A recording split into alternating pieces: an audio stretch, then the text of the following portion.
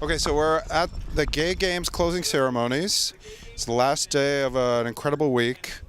And we have an athlete who's a champion here, but she's also got an important story. Tell us your name. Ahlengiwe Buthelezi from Durban, South Africa. And what sport were you competing in?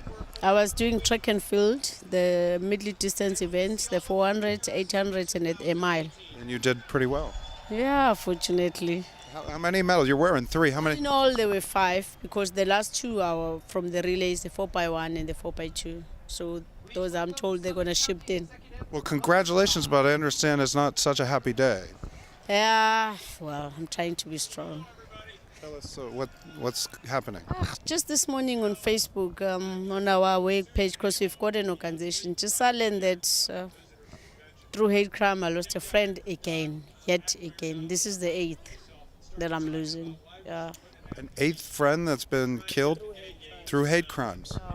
But that's going back from 2006. Where precisely do you live? In South Africa? I live in Durban, but this happened up north. It happened in a place we call in the northern region, northwest province, and I live in the KwaZulu-Natal province. But I knew her because we were all activists in the country doing the gay movement and all that. So we met whenever there was gay movements or pride or things like that.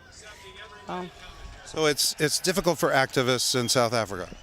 I would say it is, because at one stage I had to hide for my life as well. Then it gotten better. I didn't expect this because at least I was thinking it was getting better. Because it happened for those years, then it was quiet. I was surprised to learn about this, really.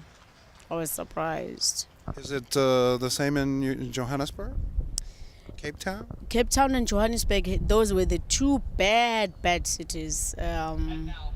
It has gotten better, like I'm saying. I didn't even expect it. This beats me because we even advocated for the law that specifically look for hate crime. I mean, we've got like hate crime and a corrective rape law when they rape you as a lesbian to correct your status. So we made sure that it's been catered for in the Constitution. We've just got through it. It was 2011. And understand why is it happening. I think our justice system is failing us, really. I think it is. All of Africa is a very difficult place for gay people, isn't it? Very much so. But what surprises me the most about South Africa, we are so okay in the books. Like our laws, it's legal to be gay. You can marry, you can do it, sort of things. It's just the society mindset. That's why, as an activist, it's now. I know I've gone astray in trying to make a difference, but it looks like that job I've just started, really. Was it a big risk for you to come here? I would say not this time. Before, yes, because this is my 4th game. This time, a little bit better because when I came from Chicago, then the news has erupted into media. That's when everything turned out bad. I lost my job, was kicked out of the club that I was running for. Everything else turned sour. And along that, in 2 weeks or so, then I lost these 2 friends, consecutive weekends, then another. It was just... It's terrible. Terrible. And I'm thinking, I came back from Chicago with 7 golds.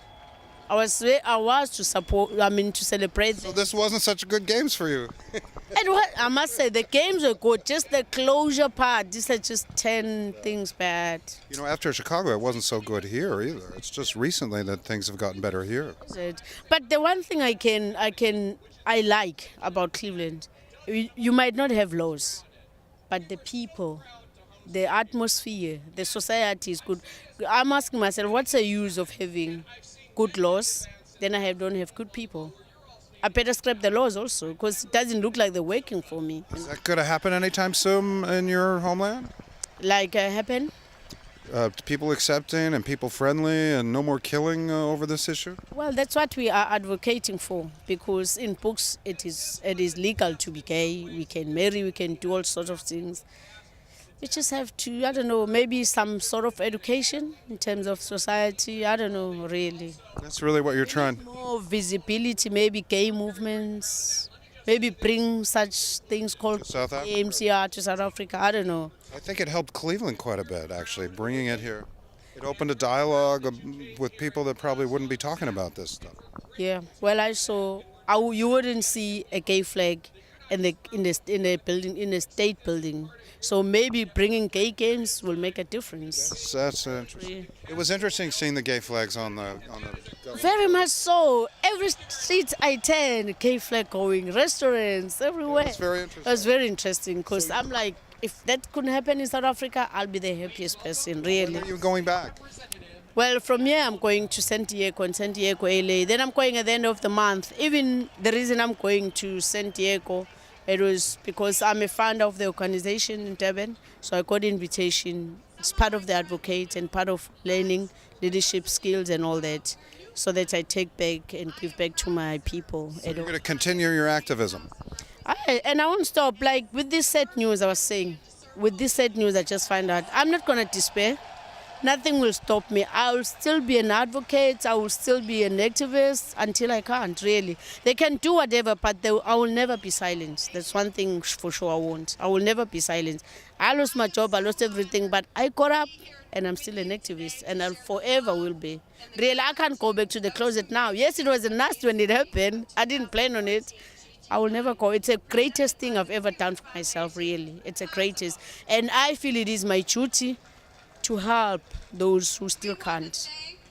Well, congratulations on your effort here at the Games, and even more so on the brave and good work that you're doing. Oh, thank you very much. And I must say thank you for all the warmth I've received in the country. The hosts are good, people on the street.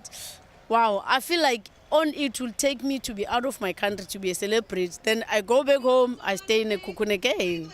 Thank you, USA as well, because in Cleveland, in Chicago, it was the same. Here we are. Here it got even better. I don't even call them my host anymore. I call them my family, the way they are so warm to me. Absolutely. Thank you. Amazing woman here, amazing soul. Keep up the good work. Thank you. I will never despair, I promise. That's a promise. Thank you so much.